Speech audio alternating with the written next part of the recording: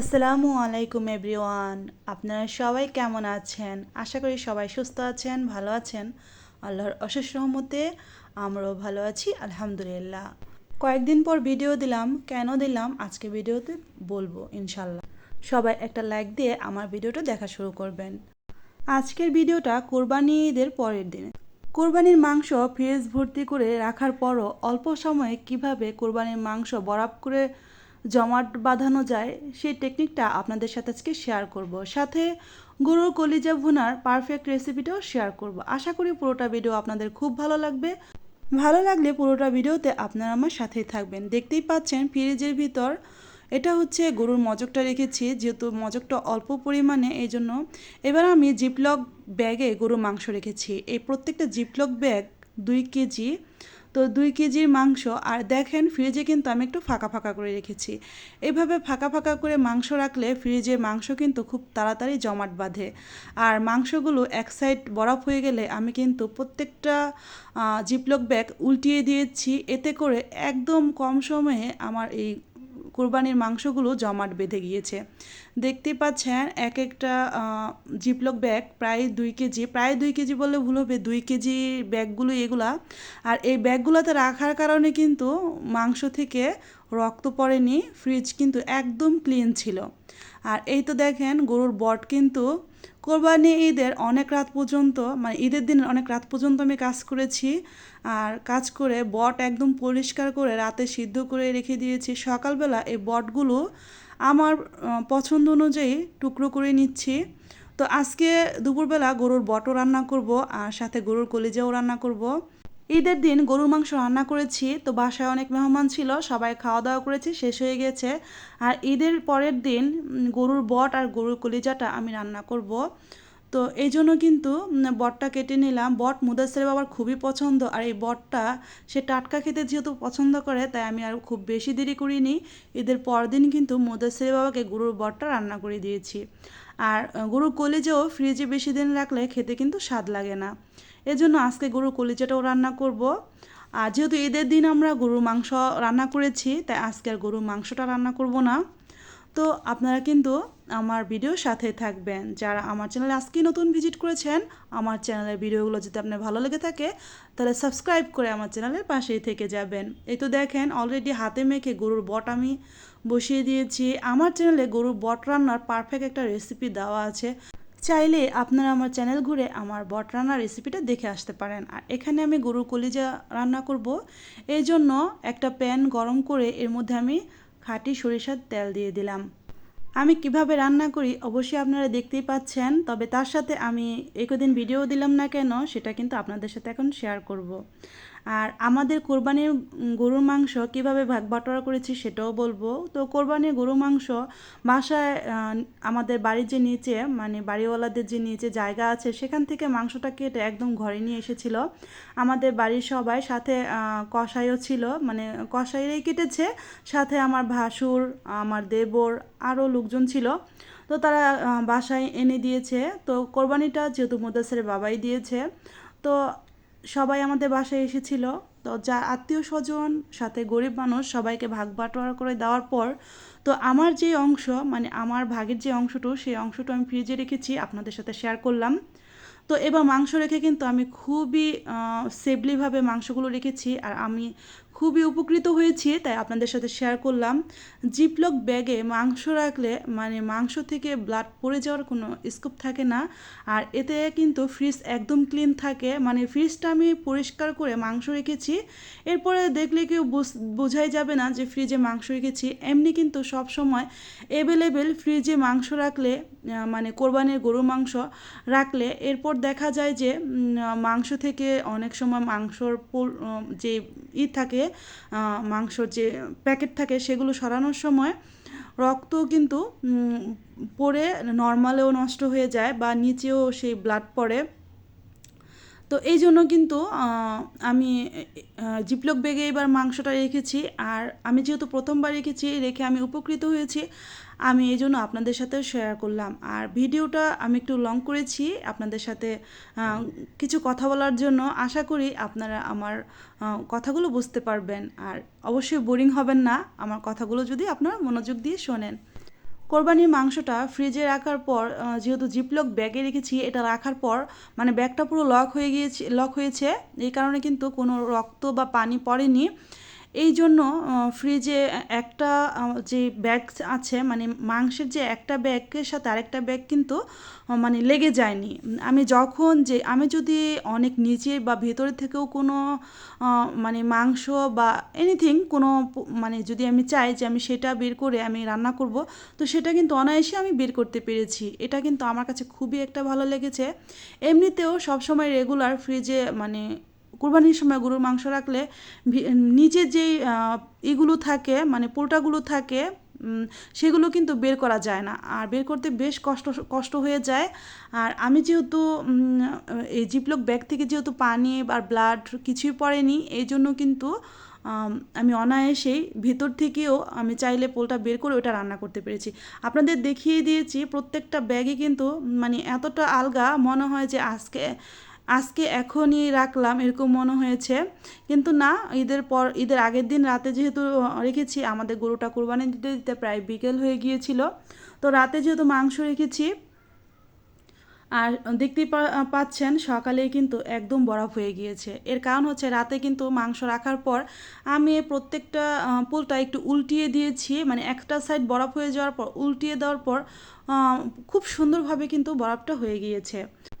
যাই হোক, জিপলক ব্যাগে মাংস রেখে আমি বেশ উপকৃত হয়েছি, তাই আপনাদের সাথেও শেয়ার করলাম।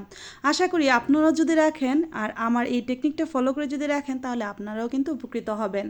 আর ভিডিওর এই পর্যায়ে এসে আমার প্রিয় প্রিয় আপু ভাইয়াদের কাছে আমার সেই প্রতিদিনকার একটাই কথা, আমার কথায় ও কাজে যদি কোনো ভুল ত্রুটি হয়ে থাকে, প্লিজ ক্ষমা সুন্দর দৃষ্টিতে দেখবেন। এর কারণ হচ্ছে আমি কিন্তু একসাথে অনেকগুলো কথা বললাম, এর মধ্যে আমার ভুল ত্রুটি হতেই পারে, আমি যেহেতু মানুষ। তো আপনারা ক্ষমা সুন্দর দৃষ্টিতে দেখে নেবেন। আর এদিকে আপনাদের সাথে কথা বলতে বলতে আমি গরুর কলিজা রান্না করার জন্য মশলাটা কিন্তু কষিয়ে নিচ্ছি। আর আমি ডিটেলস কিন্তু বলিনি, এমনিতে আপনাদেরকে বলেছি ভিডিওটা একটু লং করেছি যাতে আপনাদের সাথে আমার সবগুলো কথা শেয়ার করতে পারি। আর এখন বলি কেন ভিডিও দিইনি। তো ঈদের পর কিন্তু আমি একটা ভিডিও দিয়েছি, আর ভিডিও দিতে চেয়েছিলাম, কিভাবে দিব বলেন, আমার বাসায় একজন খালা আছে যে মাঝে মাঝে আমার কাজ করে দেয়। তো ঈদের সময় এমনিতেও কোরবানি ঈদের দিন সারাদিন প্রচুর কাজ গিয়েছে, মেহমান ছিল বাসায়। আর কোরবানির মাংস কাটার পর ভাগ বাটোয়ারা করে সবাইকে দেওয়ার পর সেই মাংস ফ্রিজে রাখা, বট পরিষ্কার করা, সাথে ঘরের যে জিনিসপত্র মানে যেগুলো এক্সট্রা বের করেছিলাম সেগুলো আবার ধুয়ে রাখা, মানে এক্সট্রা যে কাজ ছিল, এক্সট্রা কাজের জন্য আমি এক্সট্রা লোক পাইনি, আমাকে নিজে একা সকল কাজ করতে হয়েছে। আর আমাদের বাসায় যে মেহমান ছিল, আমার যা ছিল, আমার ননদ ছিল, আমার ননাস ছিল, তারা আমাকে কাজ করে দিতে চেয়েছিল, কিন্তু আসলে আমার নিজের যে কাজ আমি নিজে যেভাবে করি সেভাবে অন্য কেউ করে দিলে আমার যেন সেই কাজটা পছন্দ হয় না। তাই ওনাদেরকে বলেছি, আসলে আপাদের বলেছি যে আমার কাজটা আমি করে নিব। তবে আমি ভেবেছিলাম আমার যে কাজের খালা আমি আসতে বলি, তো উনি কিন্তু আসতে বললেই আসে, কিন্তু ঈদের জন্য সে ছুটি নিয়ে চলে গেছে প্রায় 1 সপ্তাহের বেশি দিন, প্রায় 8 থেকে 9 দিন সে ঈদের ছুটি নিয়ে চলে গিয়েছিল। তো কাজ করতে করতে কি বলবো, মুদাসিরকে নিয়ে আমি হিমশিম খেয়েছি। তো আর এর মধ্যেও একটা কথা বাকি রয়ে গেল, এর মধ্যে কিন্তু আমার শ্বশুরবাড়ি আমি আবার গিয়েছিলাম ঈদের 2 দিন পর। এটা যেহেতু ঈদের পরের দিনের ব্লগ, ঈদের পরের দিনের তার পরের দিন কিন্তু আমি আমার শ্বশুরবাড়ি গিয়েছিলাম। তো সেখানে বেরিয়ে এসেছি, যেটা আমি আপনাদের সাথে শেয়ার করেছি। এর মধ্যে আমি একটু অসুস্থ হয়ে গিয়েছিলাম, যেহেতু রাত জেগে কয়েকদিন কাজ করেছি, আর পানির কাজ অনেক করেছি। মানে কুরবানি দিলে অনেক হাঁড়ি পাতিল এগুলো সব মানে আমার একাই সব ধুতেও হয়েছে, একাই সকল কাজ করতে হয়েছে, এই জন্য আমি খুবই অসুস্থ হয়ে গিয়েছিলাম। মাঝে মাঝে একটা করে পোস্ট দিয়েছি, একটা শর্ট দিয়েছি, তো রেগুলার অ্যাক্টিভ থাকতে পারিনি, তো এই জন্য কিন্তু ভিডিও দিতে পারিনি। আর এখন আমি একটু সুস্থ আছি, ইনশাল্লাহ ভিডিও দিব, আপনারা আমার জন্য দোয়া করবেন। এদিকে কলিজা ভুনা করার জন্য আমি কিন্তু মশলাটাকে খুব ভালো করে কষিয়ে নিচ্ছি। এই কয়দিনে আমার চ্যানেলটাকে যারা সাবস্ক্রাইব করেছেন, আমি আপনাদের পরিবারে যাইনি, তারা একটু কষ্ট করে আমার কমিউনিটি পোস্টে ছোট্ট করে একটা কমেন্ট করে যাবেন, সেই কমেন্ট ধরে আমি আপনাদের পরিবারে যাব, আপনাদের চ্যানেলকে সাবস্ক্রাইব করে দিয়ে আসবো ইনশাআল্লাহ। আর এই তো আমি তো আপনাদের কি বললামই, আমার ব্যস্ততা এতটা ব্যস্ততার মধ্যে আমি কাটিয়েছি যে আমি মানে খুঁজে খুঁজে আপনাদের চ্যানেলে যেতে পারিনি। তবে এখন থেকে কিন্তু যাব। আর আপনারা আমার ভিডিওগুলো দেখবেন, আমিও কিন্তু আপনাদের চ্যানেলে যাব, আপনাদের ভিডিওগুলো দেখবো ইনশাআল্লাহ। আর এখানে কলিজা ভুনা করার জন্য মশলাটা কিন্তু আমি খুব ভালো করে কষিয়ে নিয়েছি। তবে অফ ক্যামেরায় আমি কিন্তু গরম মশলা, জিরা শিলপাটায় বেটে নিয়েছি। অনেকেই দেখেছি কোরবানি ঈদ উপলক্ষে বিভিন্ন ধরনের মশলা তৈরি করেছে, মশলা গুঁড়া করেছে। আমিও যে করিনি তা কিন্তু না, আমিও করেছি, শুধু ভাজা জিরা গুঁড়া করেছি। আর এমনিতেই মশলাটা আমি বেশিরভাগ পাটায় বেটেই এখন থেকে খাচ্ছি। আর পাটায় বেটে মানে শিলপাটায় বেটে মশলা তরকারিতে দিলে সেই তরকারি আমার কাছে অনেক বেশি স্বাদ লাগে। আর আমরা যারা গৃহিণী আছি, আমরা কিন্তু চাই আমাদের তরকারির স্বাদ কীভাবে 2 গুণ 3 গুণ বৃদ্ধি পাবে। আর পাটায় বেটে নেওয়া মশলার তরকারির স্বাদ তা তো ভোলার মতো না, একবার খেলে বারবার কিন্তু খেতে ইচ্ছে করে। এই তো দেখেন এখানে আমি গরুর কলিজা সাথে অল্প পরিমাণ ফ্যাপসা নিয়েছি। গরুর কলিজাটা আমি গরম পানি দিয়ে কিছুক্ষণ ডুবিয়ে রেখেছিলাম। আর গরুর কলিজার মধ্যে যে একটা পর্দা থাকে সেটা কিন্তু আমি ফেলে দিয়েছি। আর গরম পানিতে ডুবিয়ে আমি কিছুক্ষণ রাখার ফলে এই গরুর কলিজার ভিতরে যে একটা কালো ব্লাডের মতো থাকে, মানে কালো একটা পানি বের হয়, ময়লা বের হয়, তো সেটা কিন্তু খুব সুন্দরভাবে আমি পরিষ্কার করে নিয়েছি। তো পরিষ্কার করে নেওয়ার পর এই তো কলিজাটা আমি ভুনা করছি। এমনিতে কিন্তু আমি অনেক সময় গরুর কলিজাটা সিদ্ধ করে উপরে যে পর্দা থাকে সেটা ফেলে দিই, সাথে যেই ময়লাটা থাকে মানে কলিজার যে একটা ব্লাড থাকে সেটার কারণে কিন্তু অনেক কালো হয়ে যায় তরকারি, এই কারণে এটা আমি সিদ্ধ করে ফেলে দিতাম। কিন্তু অনেক আপুদের দেখেছি যে আসলে গরম পানি করে দিলেও কিন্তু কলিজাটা ভালো রান্না করা যায়। সত্যি আজকে সেই টেকনিকটা ফলো করে রান্না করলাম, বেশ ভালো হয়েছে। আর কলিজা কিন্তু বেশ সফট রয়েছে, মানে নরম হয়েছে। আর এমনিতে যদি পানি দিয়ে সিদ্ধ করে এরপর রান্না করে নেওয়া হয়, এরপরে কিন্তু কলিজাটা একটু শক্ত হয়ে যায়, মানে একটু শক্ত শক্ত টাইপ হয়ে যায়। কিন্তু এভাবে রান্না করলে কলিজাটা বেশ নরম থাকে আর খেতেও কিন্তু দুর্দান্ত লাগে। তো ইউটিউবে এসে কিন্তু আমার প্রিয় প্রিয় আপুদের অনেক রেসিপি দেখে অনেক কিছু শেখা যায়। আসলে আমরা সবার কাছ থেকে সবাই কিছু না কিছু শিখে থাকি। ইউটিউব শুধু যে আমাদের সময় কেড়ে নিচ্ছে তা নয়, আমাদের কিন্তু অনেক কিছু শিখিয়েও দিচ্ছে। আর ইউটিউবে জার্নি আমার কিন্তু অনেক দিনের, কারণ আমি প্রায় অনেক দিন হয়ে গেল আমি ইউটিউবে এসেছি। মাঝে মাঝে আমি অ্যাক্টিভ থাকতে পারি না সংসারে ব্যস্ততার কারণে। আর এই কারণে কিন্তু আমার চ্যানেলের ওয়াচ টাইম কমে গিয়েছিল।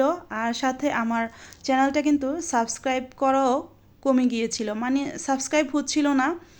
আর অনেকে সাবস্ক্রাইব কেটে নিয়ে গিয়েছে। যাই হোক, কষ্ট করে আবার ইনশাল্লাহ দাঁড় করিয়ে নিব, আপনারা আমার পাশে থাকবেন। আর এই তো আপনাদের সাথে কথা বলতে বলতে আমি কিন্তু কলিজাটা ভুনা করে নিয়েছি, একদম শুকনা ভুনা করিনি। আর এদিকে বটটা রান্না হয়ে গিয়েছে, এই তো দেখেন কলিজা ভুনাটা। তো দুপুরে আজকে বট, কলিজা ভুনা, ভাত দিয়ে কিন্তু খাওয়া দাওয়া করে নিয়েছি, সাথে ডাল রান্না করেছিলাম। আর এখানে বিকেলের দিকে আমি একটু চা বানিয়ে এনেছি। এখানে একটা চিড়ার প্যাকেট দেখতে পাচ্ছেন। তো এটা এসিআই পিওরের একটা চিড়ার প্যাকেট। আমি কিন্তু চিড়া দিয়ে চা খেতে বেশ পছন্দ করি, তো এই জন্য আমি চা বানিয়ে আজকে একটু চিড়া দিয়ে খাচ্ছি। কে কে খাবেন চলে আসেন আপুরা ভাইয়ারা। আর আপনাদের সাথে কথা বলতে বলতে ভিডিও শেষ পর্যায়ে চলে এসেছি। সবাই ভালো থাকবেন, সুস্থ থাকবেন, 5 ওয়াক্ত নামাজ আদায় করবেন, আমাদের জন্য দোয়া করবেন, আমরাও আপনাদের জন্য অনেক অনেক দোয়া করব। আসসালামু আলাইকুম, আল্লাহ হাফেজ।